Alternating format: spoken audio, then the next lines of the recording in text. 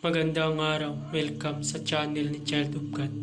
Ngayon, ibahagi ko sa inyo ang aking kalaman sa karunungang lihim.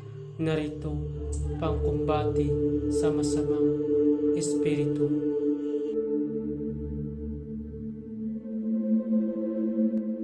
At kung bago ka pa lamang sa channel nito, huwag kalimutan pindutin ang subscribe button para laging update sa mga bagong video.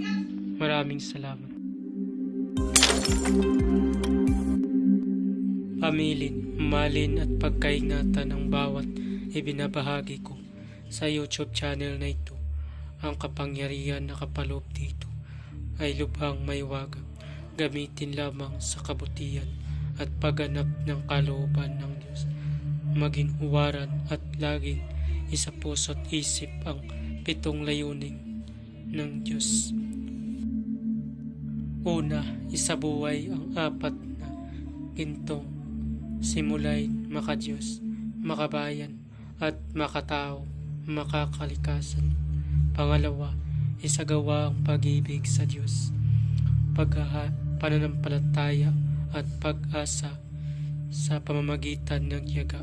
Pangatlo, isakatuparan ang kabutihan, katuwiran, kalinisan, katotohanan, kadalisayan, kaliwanagan, at kababaan ng kalooban. Pangapat, ipalaganap ang pagkakaisa, pagmamahalan, pagtutulong sa kapwa, pagmimisyon, paglilinis ng sarili at pagbabago na paunlad. Panglima, magkaroon ng pagagalangan, pag-unawaan at pagmamahalan sa isa't isa bilang mga kapatid at kapwa-tao. Panganim, maging dakila sa isip, sa salita at gawa para sa Diyos, sa bayan at tao. Pangpito, ipagpatibay ang kautusan ng Diyos, tumulong sa pagpapaunlad ng katawan ng bawat kasapi ng samahan at tumupad sa adikain ng Diyos sa tao. Sa pamamagitan ng pagsunod sa mga layuning ito, ang isang naghahanap sa Diyos ay makakasumpong sa Kanya at hindi pagkakaitan ng Kanyang liwanag. Narito ang nasabing orasyon.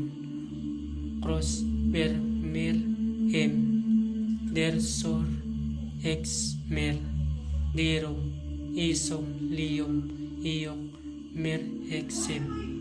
Cross per mer em der sor ex mer dirong isong liyong iyong mer exem.